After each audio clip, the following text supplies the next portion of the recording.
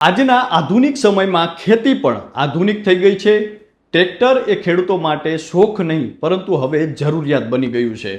પરંતુ આવા સમયે દરેક લોકો માટે ટ્રેક્ટર ખરીદવું સહેલું નથી. ત્યારે તમે પણ જો ટ્રેક્ટર લેવા ઈચ્છતા હોય અને તમારે પૈસાની જરૂર છે તો તમારે ચિંતા કરવાની બિલકુલ જરૂર નથી. કારણ કે ખેડૂતોની આ મુશ્કેલીને ઓછી કરવા માટે ગુજરાત સરકાર લાવી છે એક એવી યોજના જેમાં પાત્ર ખેડૂતોને ટ્રેક્ટર ખરીદવા માટે 1,00,000 રૂપિયા સુધીની સહાય મળી શકે છે. ત્યારે તમારા મનમાં પણ અનેક પ્રશ્નો ઉઠતા હશે કે આ યોજના કોના માટે છે, કેટલા હોર્સ પાવરનું ટ્રેક્ટર ખરીદી શકાય, સરકાર કેટલા રૂપિયાની સહાય આપે છે, અરજી કેવી રીતે કરવી અને કઈ બાબતોનું ખાસ ધ્યાન રાખવું. તો આવો તમારા આ તમામ પ્રશ્નોના સરળ ભાષામાં જવાબ સમજીએ. તો આવો આ તમામ બાબતોને સરળ ભાષામાં સમજીએ. નમસ્કાર, આપની સાથે હું છું કૃપાલસિંહ જાડેજા અને આજે ટ્રેક્ટર સહાય યોજના 2026 વિશે વિગતે વાત કરીએ ગુજરાતી પર. આમ તો આપણે ખેડૂતને જગતનો તાત કહીએ છીએ. એક સમય હતો જ્યારે ખેડૂતો પશુ આધારિત ખેતી કરતા હતા.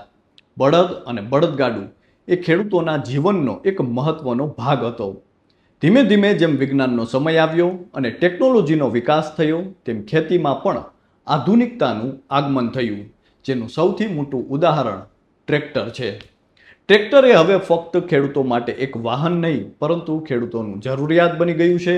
ત્યારે આજે અનેક એવા ખેડૂતો હોય છે જેમને ટ્રેક્ટરની ખરીદી કરવી હોય છે, પરંતુ તેમને જો સહાય મળે તો જ તે શક્ય બની શકે. ત્યારે ગુજરાત સરકાર દ્વારા ચાલતી ટ્રેક્ટર સહાય યોજનામાં પાત્ર ખેડૂતોને 1,00,000 સુધીની સહાય મળી શકે છે. સરકારની આ યોજના ખાસ કરીને એવા ખેડૂતો માટે છે જે ખેતીને વધુ આધુનિક અને સરળ બનાવવા માંગે છે. આજના સમયમાં મજૂરી મોંઘી થઈ ગઈ છે, ખેતીના કામ માટે સમય ઓછો પડે છે અને કામનું ભારણ સતત વધી રહ્યું છે. આવી સ્થિતિમાં ટ્રેક્ટર હવે વૈકલ્પિક વસ્તુ નહીં પરંતુ જરૂરી સાધન બન્યું છે.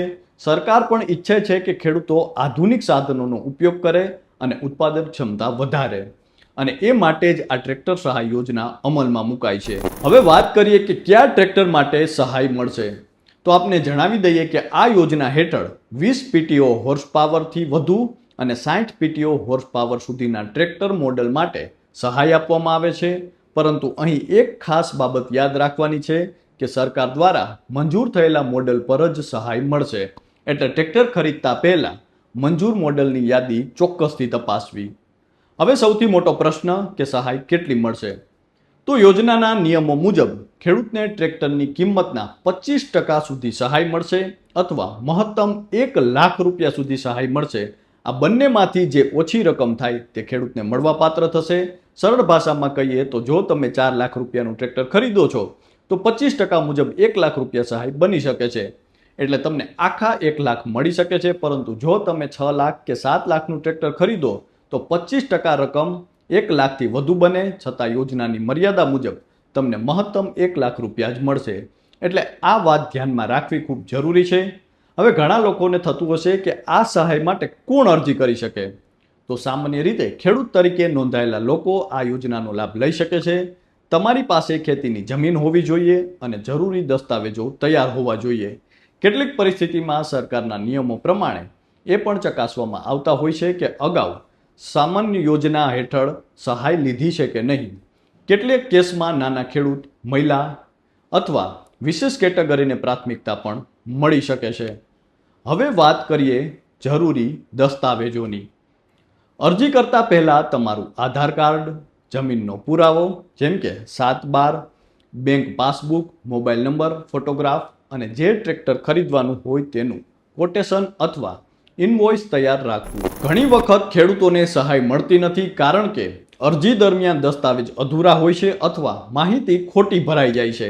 એટલે અરજી કરતા પહેલા બધું એકવાર સારી રીતે ચકાસવું જરૂરી છે. હવે સૌથી મહત્વની વાત કરીએ તો અરજીની તારીખ. હાલ ઉપલબ્ધ માહિતી પ્રમાણે આ યોજના માટે અરજી આગામી 15 જુલાઈ 2026 સુધી કરી શકાશે. હવે અરજી કેવી રીતે કરશો. તો કે અરજી માટે સામાન્ય રીતે 2 વિકલ્પો હોય છે. એક તો તમે ઓનલાઈન પોર્ટલ મારફતે સીધી રીતે અરજી કરી શકો છો અથવા તમારા નજીકના CSC સેન્ટર એટલે કે ઈ ગ્રામ કેન્દ્ર દ્વારા પણ અરજી કરી શકો છો. જો તમને ઓનલાઈન પ્રક્રિયા સમજાતી ન હોય તો નજીકના સેન્ટર પર જઈને મદદ લઈ શકો છો. પરંતુ અરજી કરતા પહેલા એક વાત ચોક્કસ યાદ રાખવી જરૂરી છે કે ટ્રેક્ટરનો મોડેલ અને તેની ઇલિજિબિલિટી વેરીફાઈ કરાવવી પડશે. તો આમ ખેડૂતો માટે ટ્રેક્ટર માત્ર એક સાધન નથી, પરંતુ તેની મહેનતને ગતિ આપતું સૌથી મોટું બળ છે. ત્યારે ગુજરાત સરકાર દ્વારા ખેડૂતોની સહાય માટે આ યોજનાનો લાભ દરેક જે પાત્ર ખેડૂત હશે તેને મળી શકે છે. તો અત્યારે બસ આટલું જ. ફરી મળતા રહીશું વાત ગુજરાતી પર.